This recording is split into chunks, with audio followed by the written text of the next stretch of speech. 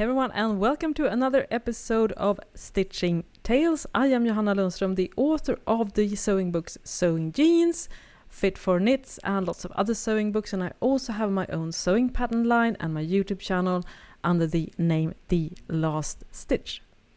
My name is Malena Hjerpe, and I work as a freelance patternmaker, and I also create my own PDF pattern under the name Hazelhen Patterns. And we're going to talk about a new topic today that we haven't really addressed before, I think. Maybe in a Q&A briefly, I think. But this is something that is very, very important when you're sewing. And it's definitely one of those areas where I had some challenges because it's not always easy to first figure out when to use it and also which type to use. And if you skip this step and if you do it incorrectly, you know, your garment won't work out that great, I would say. So, Malena, what is the topic for today's episode? Yeah, today we're going to talk about interfacings and, when to use it, how to use it, and, basically how to reinforce, where do you need to reinforcement, and what type of reinforcement can be used. So it's a pretty wide topic. And we are not tailors, as you all know. So, I mean, our knowledge is more of a home sewist knowledge. And we are going to give you some tips and tricks on how to use interfacing on your garment that you are sewing. Yeah, exactly. So just interfacing for everyday casual clothes, regardless of material, I think is a good brief on what we're going to discuss today. And so first of all, maybe we should define what is interfacing and why do we use it. You mentioned reinforcing. So could you expand a little bit on that? What it is and why we need it? Yeah, because it could be quite a broad thing, basically. Yeah, range. It's a big range of different interfacings. Yeah, exactly. So it's basically something that is used on the inside, on the wrong side, like it's not showing. That makes the fabric more stable, and it could either be small patch of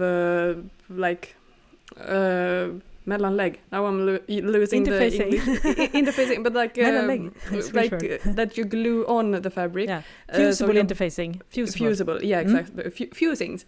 Fusing, yeah. So the buttonhole won't stretch out when you sew it if you have a little bit of a stretchy fabric.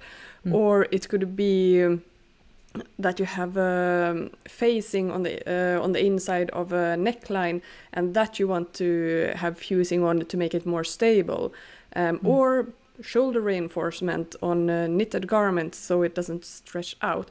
So there are lots of different interfacings and different uses for it. And of course, if you go to a tailor, a blazer has basically the whole front and the collars and lapels and everything not fusing like glue, but they have sewn on interfacings. That's a whole different chapter.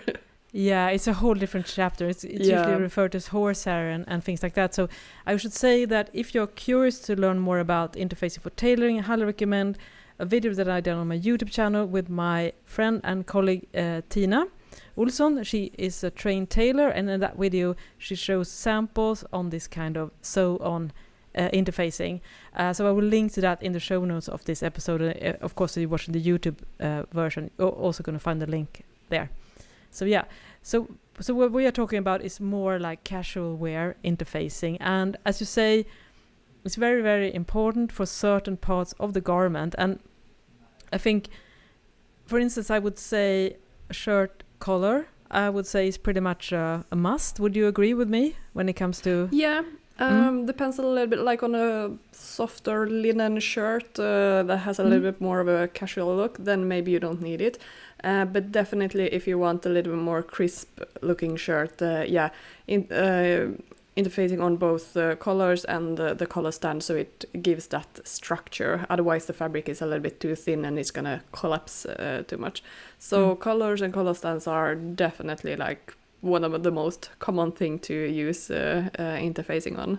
Yeah, and also I would say plackets, as you mentioned, where you place the buttons on a shirt or a jacket.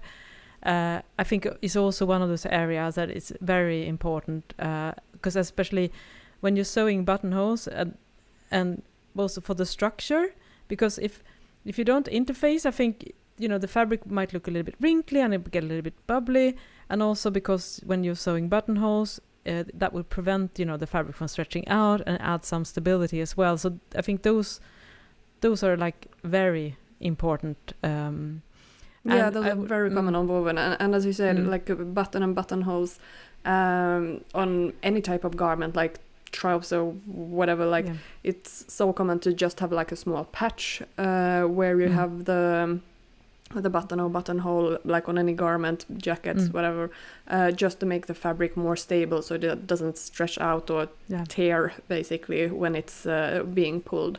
So it's a very good use. I think it's almost like kind of mandatory to have something the other way, if it's not a really stable fabric, but still it's always recommended on those areas. Yeah, I agree. I could see maybe if you, for instance, are making a pair of jeans with really rigid denim, like this really heavy-duty denim, then maybe you don't need it to use that much reinforcement. But in general, it's always good to be on the safe side. And I also think that interfacing, it's not just that it adds stability to the finished garment, it also makes sewing way easier, because you don't have to deal with a lot of things that can happen, stretching out fabrics, for instance. So if you're sewing a shirt collar, for instance, it's cut slightly on the bias because of the shape, because the collar is a little bit shaped. So when you put it on the fabric, on woven fabric, some parts of the shirt will be on the bias, and as I think you all know, that if woven fabric is cut on the bias, there is a built-in stretch, which is a good thing, for instance, if you're doing a bias cut dress, for instance, or a blouse. But it can also be an annoyance if you're sewing something that you don't want to have any flow or stretch or anything like that. So especially, for instance, if you're working with like a soft cotton shirting fabric, for instance, or lawn, there's a big risk that when you're trying to sew the collar, it's gonna grow. So you will not get the exact shape. It might expand and lose the original shape, and those things, it's a big tell that it's not made in a good way, and it kind of brings down the look of the garment. So that's also, to me, one of the reasons why I'm pretty generous about using interface. I don't save on that. I rather have it a little bit too much in a way, just because I find it makes sewing so much easier. Yeah, because when things are cut on bias and it's stretched out, like the raw edge is stretched out, it doesn't recover really that well, if any. So that's why it's so important to have that fusing on or interfacing on, so it doesn't stretch out. And here you can be, for example, on a collar, if you don't want that, if you want a little bit more relaxed look, because it gives a little bit more clean, crisp look, you can use, for example, interfacing only on the undercolor, not on the upper color. So the upper color still gives that softness. So you can use it in different ways. And for example, also really good way of using it when you have a neckline that you want really clean. And you have a facing is basically has the same shape as a neckline. It's on the inside, it's in same fabric, and maybe it's like 5 centimeters, 2 inch wide. And to give that facing more stability, to keep neckline in place, and also prevent it from being folded out when wearing or washing, then you can have that facing fused or interfaced, so that gives a bit more stability, but the real garment doesn't have any interfacing on it. Exactly. So that still gives that fluid or nice drape that the fabric has. So it's more common to, how do you say, give it structure from the inside, not the actual outer layer of the fabric. That's a very good point, especially when you're working with lightweight fabrics, definitely. And I will give a really helpful tip. If you, as you say, Malena, if you want to just interface the undercolor, which is the standard way of doing it, mostly on woven, we talk about fusible interfacing here mostly, then when you're sewing the collar, because the stability you have on the undercollar, so if you flip that up to, so you have the faced, when you're sewing to be, if you have one piece that is uninterfaced and one piece that is interfaced, I recommend that you use the interfaced piece facing up towards you when you're sewing together the outer collar seam, because that will prevent the underneath layer from stretching out. Whereas if you have the uninterlined or interfaced collar facing up, it's going to grow. So when you have sewn the entire collar, it's going to be a couple of centimeters. If you're not able to control the fabric on a lightweight fabric, it's going to be wider or longer than the interface one, because there's a discrepancy with instability. So that's a good tip if you're just using it on one layer. Yeah, that's so smart. Yeah, and now we have spoken mostly about woven examples. On knit, I don't think it's like that common to use interfacing, like in general. Usually, if you have like a knitted garment or jersey garments that are more structured, or like woven looked garment, like then you can have interfacing. But one that is like a must is the shoulder. Yeah. And here you can have different types of, here it's maybe not interfacing, it's more reinforcement. That could be fusible interfacing or something. But yeah, you need to stabilize those shoulders in some way, because otherwise they are going to be stretched out when you wear it. Usually if I sew a t-shirt, I just use a strip of like the regular jersey fabric, and I cut it along the grain line instead, so it's not as stretchy, and I use that as reinforcement. But there are really great fusible reinforcements as well that are actually stretchy, that could be used then for the shoulder seams, which makes it a little bit thinner. It doesn't like add so much bulk as if you would have an extra strip of fabric there.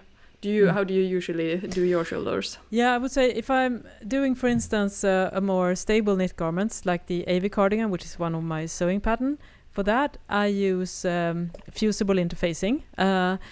So, because I just want a tiny amount of stretch. So it depends, of course. Most fusible interfacing, they have some stretch crosswise and very little lengthwise. So depending on the fusible I'm using, if it has too much stretch lengthwise, I might flip it over and do it crosswise. I might flip it over and do it lengthwise. But normally I use it for sturdier garment. But when I'm doing like close-fitting lycra spandex tops, I pretty much always use clear elastic instead, which I enclose when I'm overlocking it, so I don't add it separately, which is a really good thing. And I will link to a tutorial on my blog and also my YouTube channel, where I show all the different options that you have. And you could, if you have our books, and or get our excellent book Fit for Knits, we have an entire section on all the different options, the ones that Malena is talking about and the ones I'm talking about. And I agree with you. And the reason why we need to do that again, because the knit fabrics have a lot of stretch crosswise, and we're also sewing a little bit diagonally. So unless the knit fabric is extremely stable, which is almost not a knit fabric, the shoulder will grow when you sew it. So you might want the shoulder point to end at your natural shoulder point, but instead it will probably end up a couple of centimeters further down if you do not reinforce it in some way. So depending on the garment, it's okay sometimes to have minimal stretch for a more structured, like felted knit or sweatshirt knit. But for stretchy stuff, you definitely want to have a little bit more a stretch. So for instance, you could use a strip of fabric like Malena knit fabric or clear elastic. Because it's like so high stretch also when you wear it. I mean, the shoulders, the sleeves are attached to the shoulder, and when you wear it, like it gets stretched out. So it is, even if it's fine while sewing it and just trying it on, when you actually wear it, it is going to start growing then, unless you have, or the seam might crack even, unless you have some stabilizer there. But you said you mentioned your AV cardigan. Do you usually do interfacing on the collar or the placket or something there as well? I do that. I do that, and so it's a passion of mine talking about interfacing knit, which I think is very specific knowledge. But I would say that I have a lot of things to say about that, which, and again, I have also a blog post about that particular topic on my thelaststitch.com. Yeah, so on the AV cardigan, for sure. I interface both the under color and the upper color. And the good thing about fusible interfacing is that there is actually stretch fusible interfacing. So if you're watching the video version, which you can find on Stitching Tales YouTube channel, I'm holding up now a stretch interfacing. So if you look close, you can see that it has a knitted, like a zigzag pattern. So this has a really, really great stretch. So it has lots of stretch crosswise and a little bit stretch lengthwise. So if you can find this kind of knit fusible interfacing, buy loads of it, because it's so lightweight. So you can both fuse the upper and under color, and you can still retain softness. You won't get that rigid stuff. And I also, of course, interface the front facing, that you said, Malena. And I normally don't think you should over fuse or over interface knit garments, but if you're having problems with the hem, for instance, either on the hem or the sleeve hem, because that can tend to grow as well, especially if you're sewing with a sewing machine. If you have that kind of problems, for instance, when you're sewing the AV cardigan in a more loosely knitted fabric, then I also recommend that you interface the fold-up hem allowance, the inner hem allowance, using a stretch fusible, because you want to stretch, but you don't want it to grow uncontrollable. So yeah, I think I highly recommend, and I talk a lot about that in the sewing instructions for the AV cardigan, where I show where it's mandatory and where it's not mandatory but optional. Yeah, highly recommended. I can't show you my fusible interfaces now because they are in my studio. I'm at home in my home office right now. It's not, but I can tell you, it's not as fancy looking as the fabric that Johanna just showed. Mine are tucked in a box. They are not per meter. They are, I don't know exactly where they are from. I think my mom has given them to me. I don't know where she got them from. It's not fabric, it's like, it's scrap fabric, basically. I mean, it is from like some industry sewing. They have been like cut it out part, you know, when you, the scrap fabric. The basically remains from the garment industry. Exactly. Right. Okay, cool. I had no idea. That's what I have. Wow. I don't know how old they are. I'm sure that the glue is, it's ish working, ish. Yeah. And they are woven, so they are like completely stiff. But when I don't use it like reinforcement that often, but when I use it, it's usually quite small strips for something, and then I just cut them on bias, because then they have a little bit of that mechanical stretch. Exactly. And since it's so small pieces, it's fine. But that's something that I always like. I hate when you have bought the beautiful fabric, paid a lot of money for it, and then it's like, oh yeah, I need to buy reinforcements as well, and those are quite expensive also. So that's where my cheap side comes out. So I'm not working in the best way. It's not that often also that I need to use it, but I definitely need to buy some proper especially like, that knitted do as we say and don't as we do, or what do we say? Yeah, and it is frustrating because you do need lots of different fusible interfaces, but my recommendation is to usually go for fairly lightweight or medium. You basically, I would say, for most part, and you can also use it for knit garments, as Malena said, when you cut it on the bias, I would say get a good quality lightweight interfacing, because that is perfect if you're sewing like a flowy garment, like a lightweight shirt. And then medium interfacing, that is useful for waistbands and cuffs and other things you're doing more structure, say jackets. I would say avoid rigid interfacing for the most part, especially if you're sewing a waistband, which again, waistband you have to, I would say, unless the fabric is super stiff, you do need to interface. And I personally interface both the inner and the outer waistband.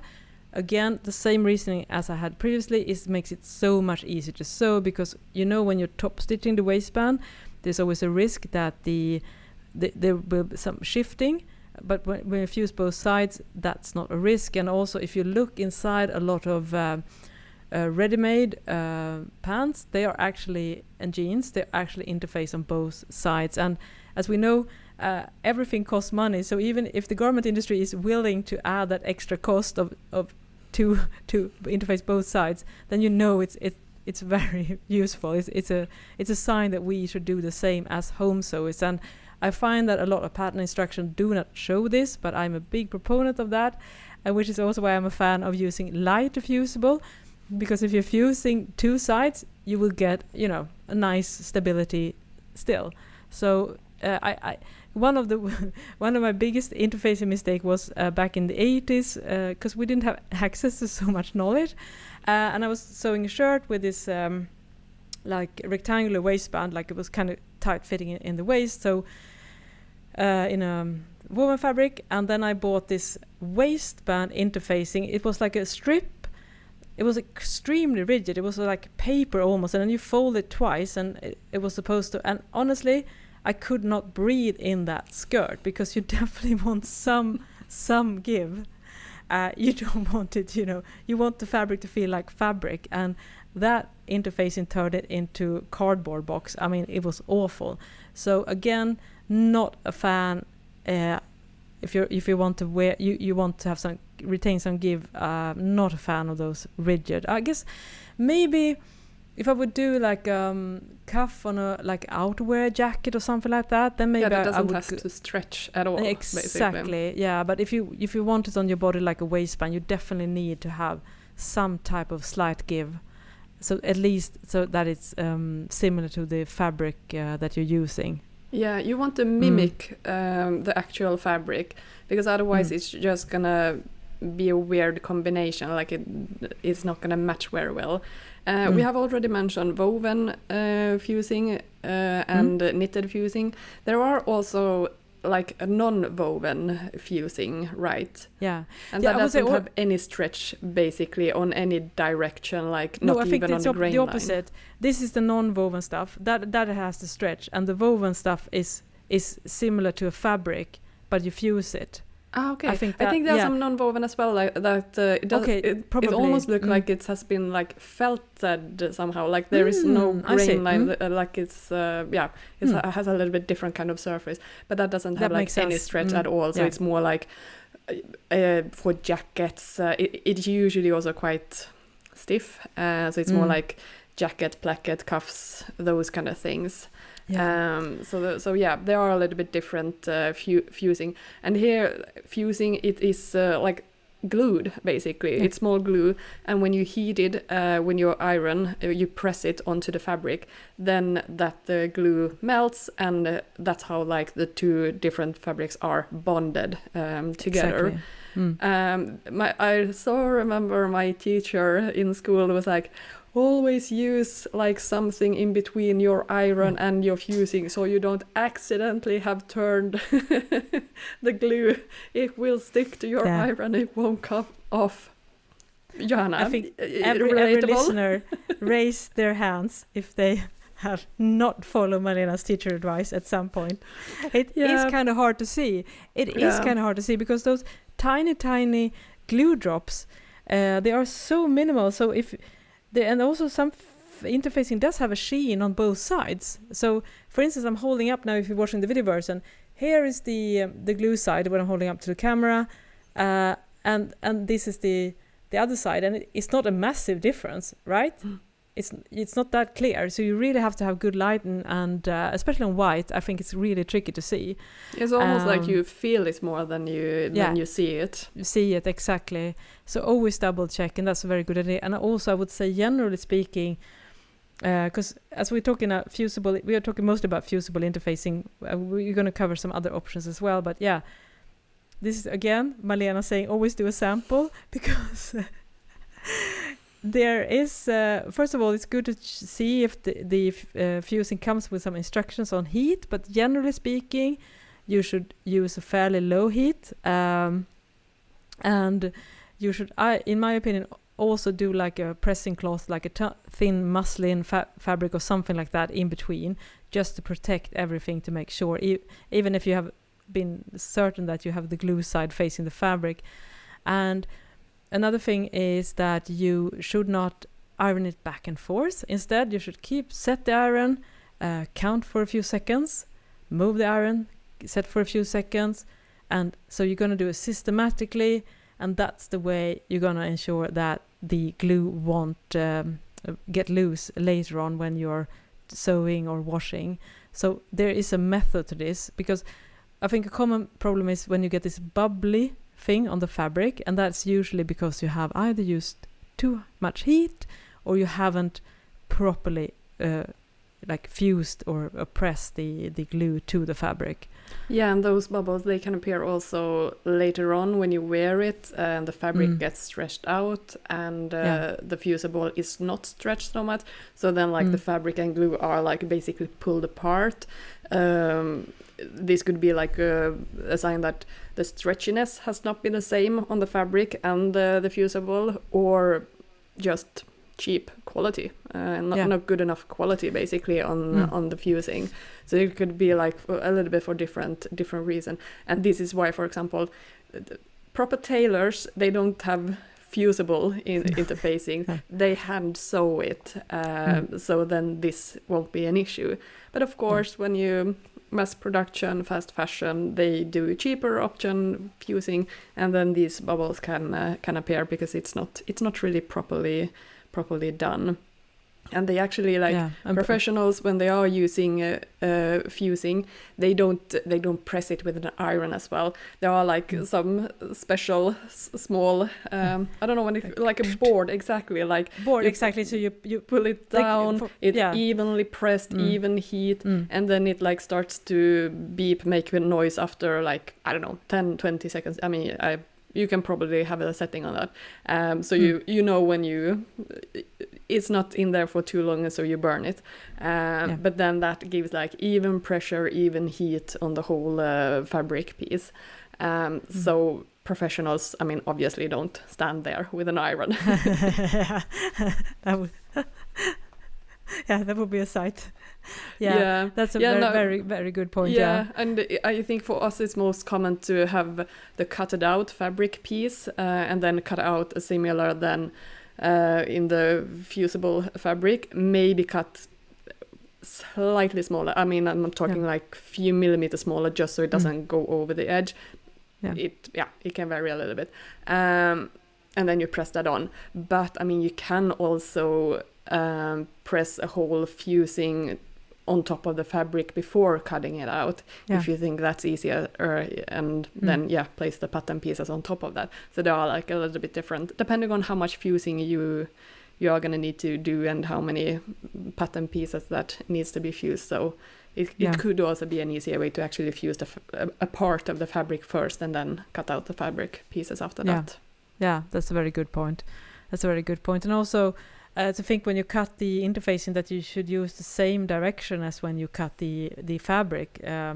So I mean, a lot of fusible interfacing do have some crosswise stretch, and as I'm holding up now, there's a little bit of stretch. This is a lightweight, but lengthwise it has minimal stretch. So generally speaking, as Malena says, you should have similar properties. So I think it's a very good idea to if you have a random scrap, which is quite common, you have small pieces here or there, make sure that, because when you lose the selvage or the edges of the fusible interfacing, once you start to use these pieces, then it's going to be a little bit tricky sometimes to figure out which is the crosswise and the lengthwise. So definitely check that by stretching out the fabric, so you make sure that you cut the pattern pieces the same direction for the most part, for instance on a waistband, because you do want the waistband, as you said, Malena, to mimic the fabric. And most woven fabrics have a little bit of a give crosswise. For instance, you think of your favorite pair of jeans, when they are freshly washed, they're going to fit quite snugly, and then in a day or two, it's not that you are shrinking, it's more that the waistband is expanding, most likely. It's the same with twill fabrics, corduroy, all these kind of fabrics, and linen, as we mentioned in a previous episode. All these fabric has a tendency of expanding when you're wearing them. So that's why you also need to have interfacing that has a little bit of a give so that they are similar in properties. Yeah, and also if you have like the waistband that is like a curved waistband, that then it is a little bit slightly on the bias at some part, that also give like that mechanical stretch a little bit. And then again, also good to have the interfusing to avoid it from being stretching out too much, like continue growing. So so yeah, they are, don't skip that step. But are there any other fusing like the, or like fusible interfacings? Are there some other interfacings as well? Yeah, I just want to mention briefly, which is something, because you mentioned woven interfacing, which is basically like a fabric, like it's usually it seems like, you know, like a regular cotton poplin fabric, similar, and then it has the glue, of course, on one side, which is woven interfacing. I personally do not use that much, and I don't really see it much in the garment industry as well.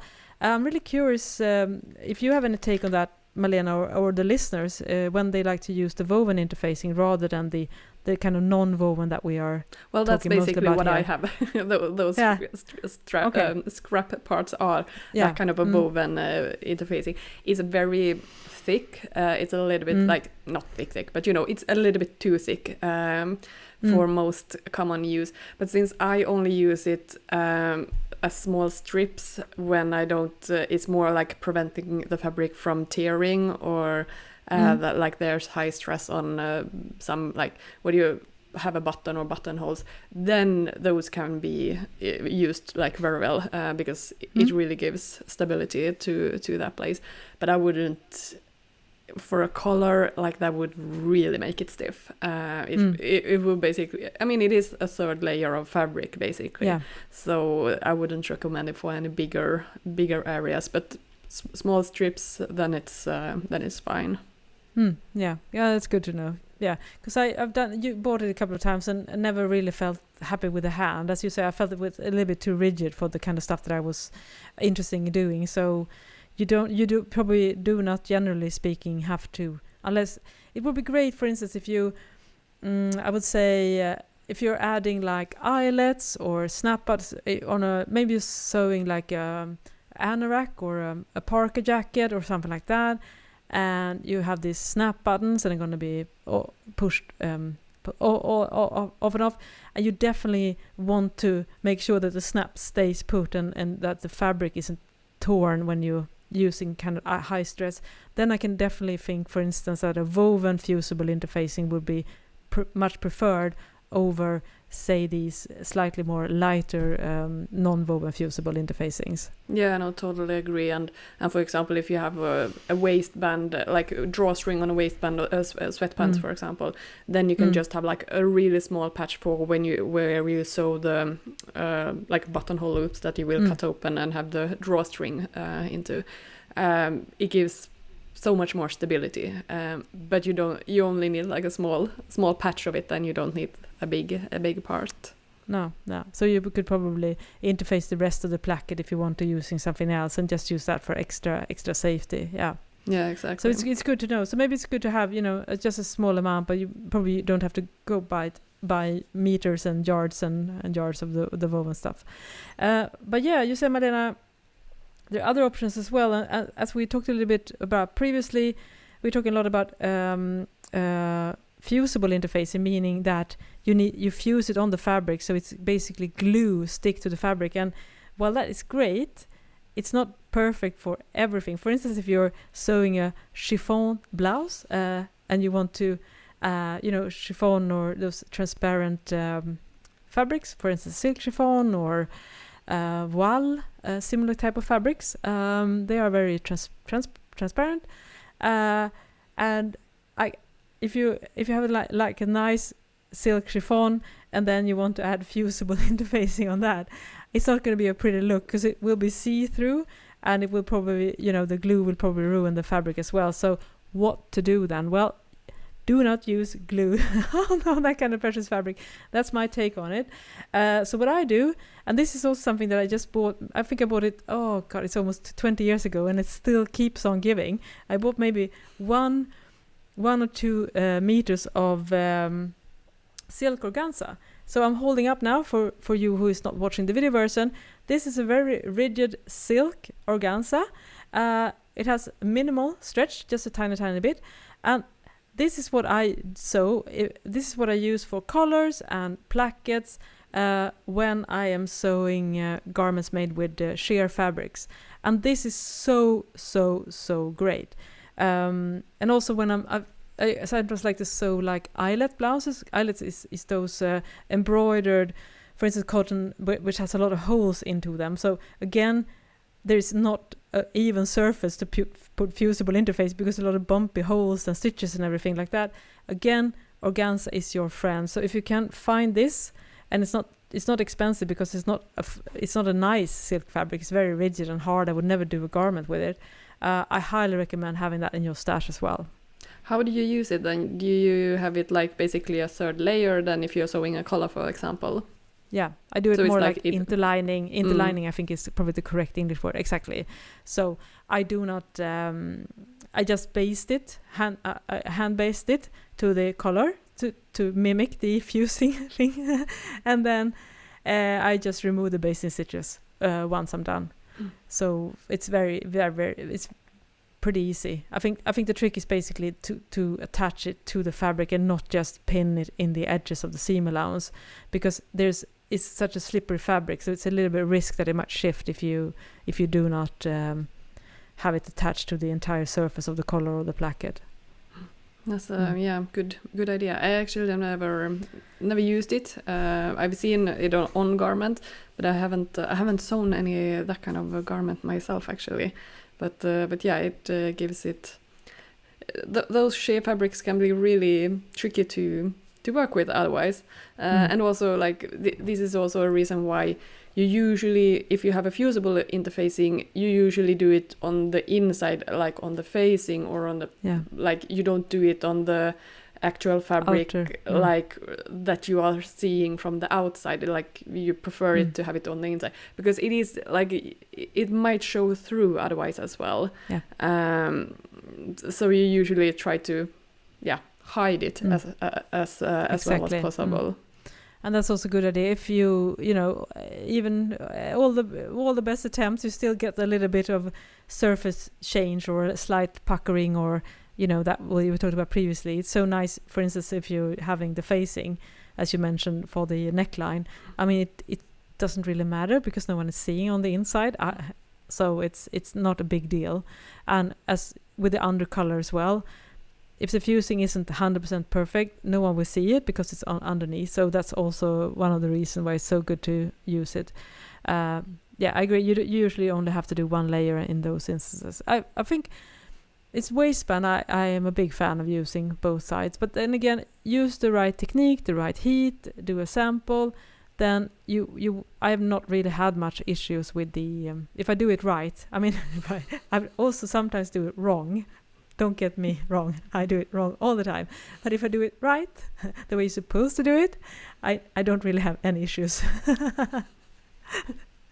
That's the good thing to remember. One thing we forgot to mention, also when we talked about knitted fabric, there are some types of fabric that also are just not working with the fusible interfacings. Exactly. Like for example, if you have a sweatshirt college fabric that has like loops on the inside, or if it's like it is fussy, it's usually you don't need to have fusible interfacing anyways on those kind of fabric. But if you fuse it like the glue is just gonna stay on the surface, is not gonna go into the fabric really, because it is so three-dimensional, that kind of a fabric. So here is also if you are sewing buttonholes or something, like you really need that stability.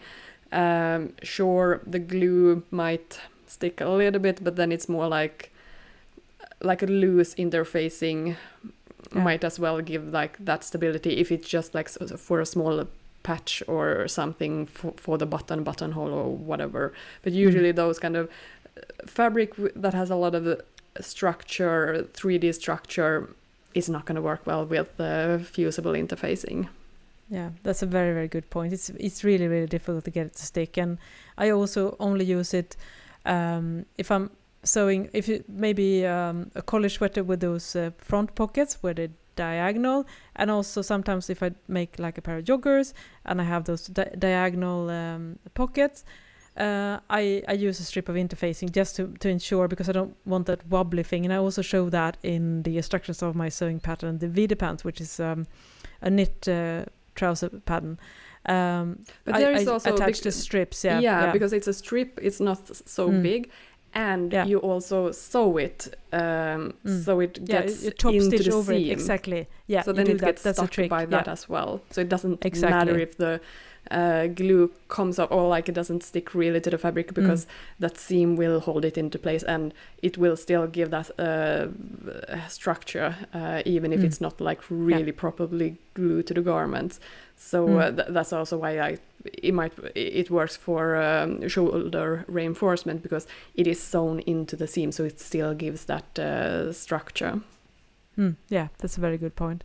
And also another instance where you should not use fusible stretch interfacing is when you're, for instance, sewing a very stretchy, like a lycra fabric, activewear fabrics, because when you're talking about, Malena, where the kind of it cracks when you stretch it out, it cracks. There's honestly, I don't think there's any stretch fusible interfacing that is suitable for like 100% four-way stretch type of. It's gonna look. So if you see some instructions on doing that, ignore it. I've seen it. I've seen it once, and I was a little bit shocked, and I felt like a lot of people are going to be disappointed by the end result. I think it was a leggings waistband that was recommended to use fusible interfacing, and it's not going to look nice. Yeah, so, only buttonholes, only reinforcement for pocket opening. Like that's the only place I think like it's okay.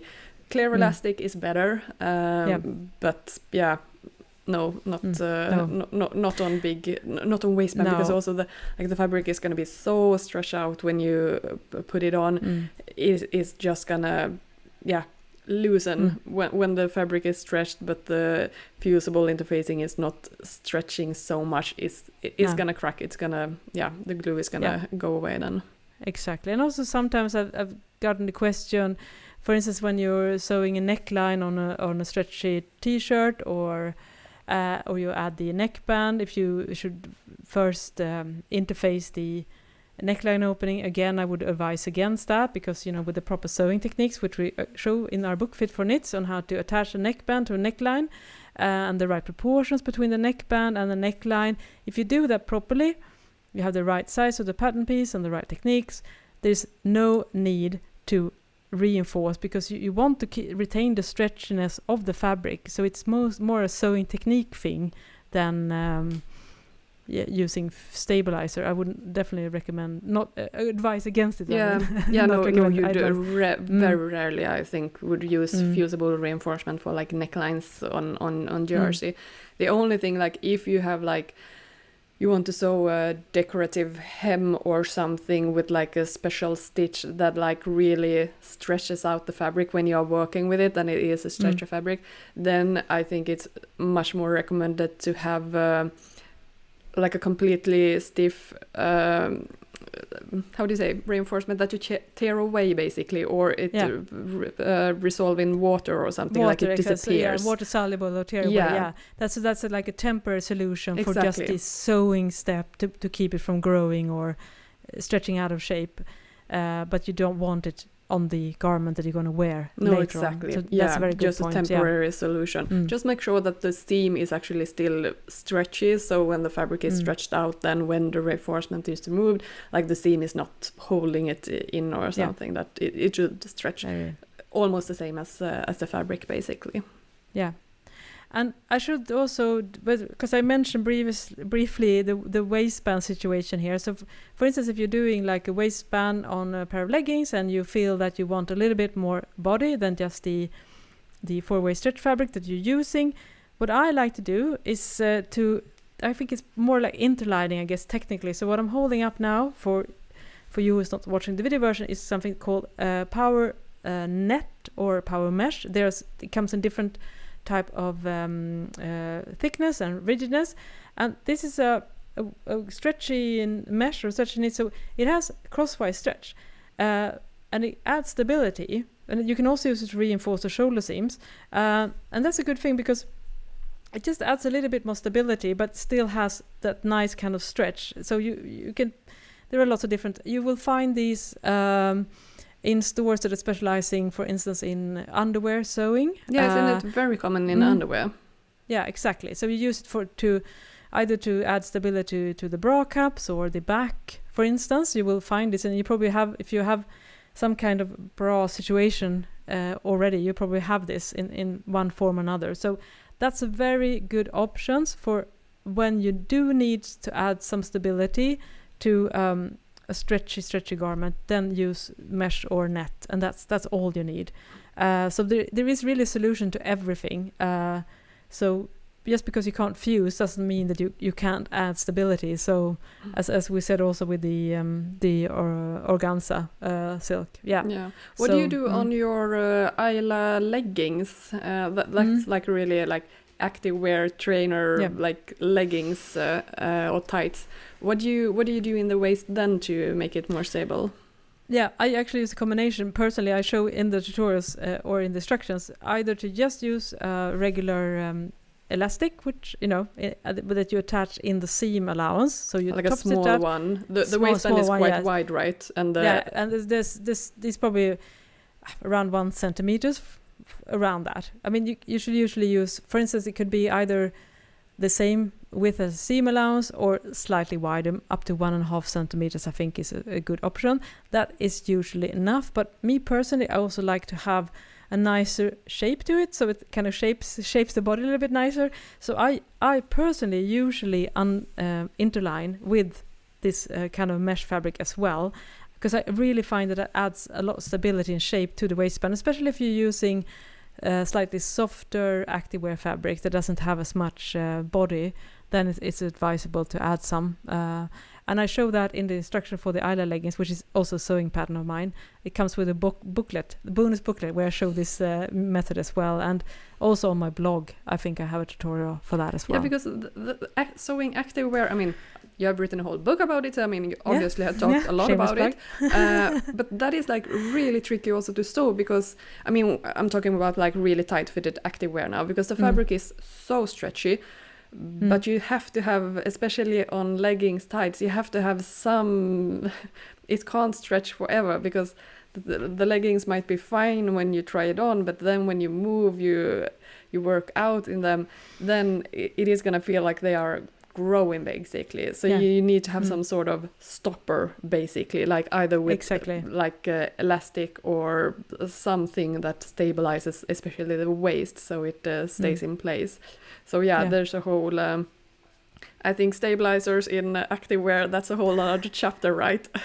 Yeah, that's a whole other chapter. I highly recommend that you check out my book Sewing Activewear, where I show lots of different ways that you can use to fix this issue, as you say, Malena. So, I mean, I think it's really good to talk about because this is a little bit more advanced stuff, but I know that a lot of you that are listening are quite adventurous sewers and you want to try to do different kind of things, and understanding the importance of using stabilizer in one way or another, interfacing, as we are mostly talking about here, it's definitely something that will make sewing easier as well. I think that's one of my favorite things about using interfacing is that it makes sewing easier. To keep it from growing and slipping and wearing, you won't have that problem. So for instance, if you would sew, you would do a pair of linen pants, as we talked about in the fiber episode, which I highly recommend because Malena goes really, really deep into all the kind of textile fibers, which is episode, I think, 47. If you do linen pants and you do not reinforce the waistband, you will be. It's going to be pull-on pants basically in a couple of days. There's no need to unbutton anything. You can just pull it on. Yeah, the fabric is growing when you wear it, so it is a little bit tricky. I mean, I usually if you have a more loose silhouette, you usually have an elastic inside the waistband. I mean that pulls it together, then it's not the actual fabric that holds it together. But yeah, if you're doing tight linen pants, you definitely have to have some stabilizers to the waistband, otherwise it's going to be like 2 sizes too big after a couple of hours. Yeah. Yeah, I think it's also good, and I'm sure we would love to hear your comments on this episode if you have had any revelations where you thought you could skip interfacing, but you realized that you shouldn't have. I think I have definitely had that happening a few times, especially when I started out sewing. I really didn't understand the importance of interfacing, and also, as I mentioned, I picked the wrong type of interfacing as well for the waistband, for instance. Yeah. And I don't recommend like cutting up garments that you actually can use and wear. That's a waste of a garment. But if there is something that is broken and you basically are going to throw it away, dissect it first, cut it open, see how it's done, because you learn so much from how the industry is doing it, and like all the different layers, all the different like sewing, different ways of they are doing it. So definitely look into your garments before just throwing them or recycling them. That's a very good tip. That's a very, very good tip. I think we have so much to learn, and it's a good way to understanding, different ways. And I think as we always talk about, there's a good thing to check out the garment industry, and then we can see, could this be applied to us home sewers? And I think that's kind of what a lot of that we are also teaching in our own stuff, that we try to mix that world together, and so that you're going to have a more high quality sewing, and also actually easier than if you would just do traditional home sewing methods, which sometimes I think is a little bit unhelpful, especially when it comes to interfacing. I think that's a topic that is not really well expanded on, I think. Yeah. In a lot of sewing guides. Yeah, and like especially also like in fast fashion, I mean, it's a cost issue. So we try to remove everything that is not necessary. But if even in fast fashion we are using reinforcement, like there is a purpose for it. We don't just do it by, there is a pure purpose by it. So don't skip that if not even the fast fashion business do it. Yeah, very good. Very good final words on this episode. So we thought it was really nice to talk deep into this topic, and I'm sure we're going to have more follow-ups. Maybe we can do just a particular interfacing.